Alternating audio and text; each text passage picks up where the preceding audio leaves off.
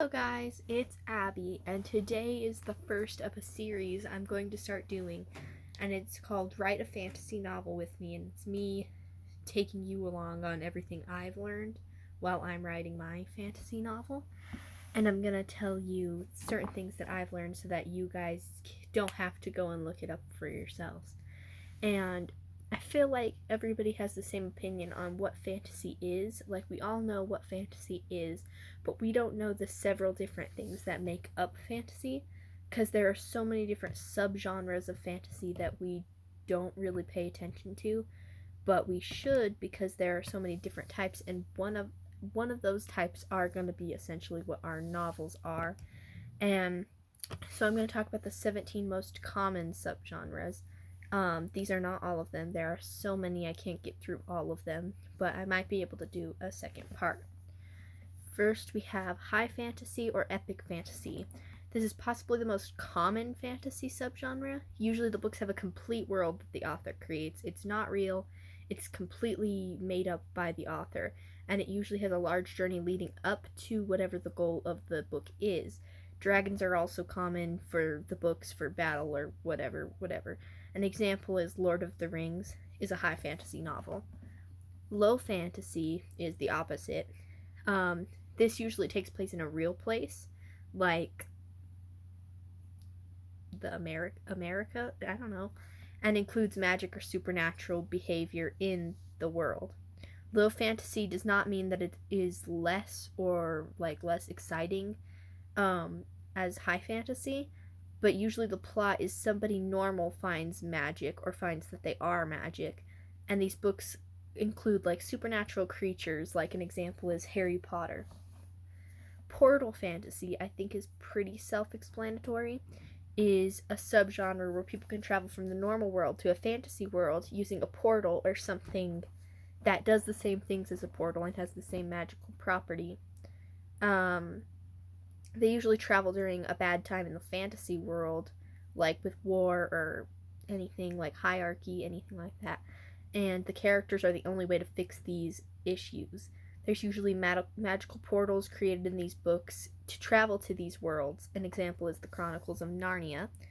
Urban fantasy or contemporary fantasy. This is kind of a hard one to explain because people often call it low fantasy or paranormal fantasy because they don't understand that this is a completely different subgenre, and it's a fantasy story set in an urban city, but it's called contemporary fantasy, which just means it takes place in a completely real world in the present time, which is why people mistake it for low fantasy because it is set in a real world. They often take place in a city. An example is Stormfront. Paranormal or paranormal romance fantasy. A paranormal fantasy is a low fantasy. It is a subgenre of the subgenre low fantasy, sort of. It means supernatural beings and magical creatures are prominent in the real world. And paranormal fantasy is kind of a combination of fantasy and horror. And a paranormal romance is a paranormal fantasy, but relationships and stuff is the main plot. And it's usually a relationship between a human and a supernatural being. Vampires, ghosts, and zombies are often used in these books. An example is Twilight. Fantasy romance or high fantasy romance. A fantasy romance is a high fantasy, meaning it takes place in a completely fictional world that is completely made up. Some people call any fantasy with romance in it a fantasy romance, but low fantasy romance falls into place with paranormal romance. Fantasy romance is high fantasy with a romantic plot. So you can also call it high fantasy romance or epic fantasy romance to help remember this. But usually these stories take place in a medieval style world. An example is Graceling. Young adult fantasy. I also feel like these next two are self-explanatory. So young adult fantasy. This is a fantasy meant for teenagers or young adults to read. They also usually have teenage main characters. Often the teenagers are orphaned. An example is Vampire Academy. And children's fantasy, which I think is also self-explanatory, is a children's fantasy, also known as a juvenile fantasy, is written for children to read. Usually the main characters being children. So it's kind of young adult fantasy, but for children. Sometimes young adult fantasy and children's fantasy are categorized together as one for both subgenres, especially when you want your book to be read by those who are not yet teenagers but also not children. Portal fantasy is also often juvenile fantasy. Usually they kind of categorize it the same. They don't have to be, but they are very close together in like the subgenre family tree. Often the main characters are orphans, just like young adult fantasy. An example is the Never-Ending Story. There's also Peter Pan and Alice in Wonderland. Like, all of those are also children's fantasies. Fairy tale retellings. I also think this one is probably self-explanatory. Fairy tale retellings, also known as modern fantasies, are stories inspired by other fantasy fairy tales, or are an already written fairy tale just retold in modern times, or with different characters, or just have the same moral with a very different story. They are usually retellings of older fairy tales or folklore. They're usually either novels for each story, or a large book with several short stories. These stories often have curses in them that need to be broken. An example is Daughter of the Forest. Sword and sorcery or heroic fantasy. Heroic fantasy or sword and sorcery fantasy are high fantasy stories that focus on like battles and heroes who save the entire story. Sword and sorcery was a category used to categorize the heroic fantasy stories that appeared in old magazines, so that was like the first place that subgenre was created. Robert E. Howard wrote these types of stories. In these stories, there are usually mighty heroes that save the day at the end of the story, and that's how the story ends. An example is Conan the Barbarian, which was actually written by Robert E. Howard. Medieval fantasy or Arthurian fantasy is a medieval fantasy is set in the medieval times, or a world that is greatly inspired by medieval villages or places. These stories are branching off of like the folklore that was around the medieval time.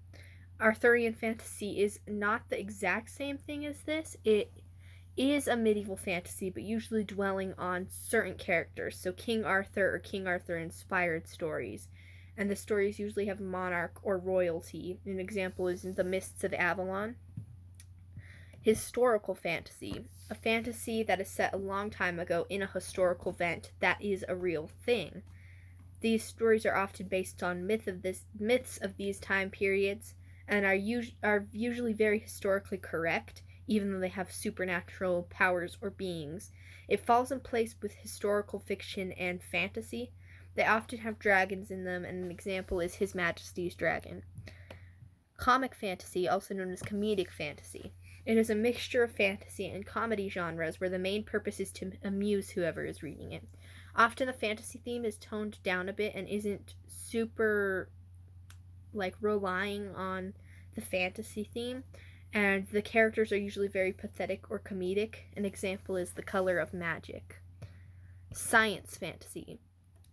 This is a blend between science fiction and fantasy. It is a fantasy story with advanced technology being prominent in whichever world it is. Impossible things happen, but there is science behind the events. Steampunk falls into this category, even though it is usually just categorized as science fiction. Usually there are fictional planets and alien life. An example is Dragonflight. Grimdark fantasy. This is usually a high fantasy with a grim or dark setting, and often less for children and falling into adult fantasy. Usually the main characters are criminals or bad people, or just people with a bad past or a bad reputation. Also, there's usually an alliance of criminals trying to take over a fantasy society. There are usually thieves in these stories. An example is The Prince of Thorns. Gothic fantasy or dark fantasy. This subgenre is kind of a combination of fantasy and horror, kind of like paranormal fantasy, where ghosts and spirits are prominent, and haunted buildings and castles. That is usually part of the plot point or setting of the story. Its purpose is to scare the reader, along with entertain. Gothic fantasy is also known as dark fantasy, although dark fantasy is also used to describe grim dark fantasy. Ghosts are commonly used for these stories, and an example is Sabriel. The New Weird. This is a actually completely made up subgenre by Anne and Jeff Vandermeer. And it is kind of like an urban fantasy, but the world is completely fiction, and the modern cities have small details of things that would be found in fantasy worlds. Usually the world has modern and realistic rules, and realistic cities with modern technology. And it's both science fiction and fantasy settings and plot points. It is also closely related to horror and gothic genres, and the settings are very realistic but still fictional. An example is Paradiso Street Station. Those are all of the ones that I have written down on my computer. I wrote them all down and wrote basically what they are, and those are the 17 that I did, and those are the most common ones. And so you don't have to abide by any of these. You can do what I'm doing, and you can pick your favorite things out of each subgenre and create your own subgenre that you can create yourself.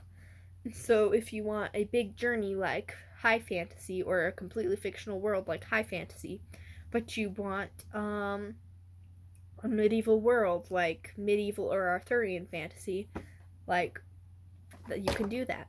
And you don't have to do any of these subgenres. These are just to kind of help you if you want a subgenre, but you don't have to. It's completely up to you. And I will try to make a new video soon about the next part of this series that I'm creating. And I hope this helped you write your fantasy novel. And I hope the next one will help you and all of the others that come with it. And I'll see you next time. Bye!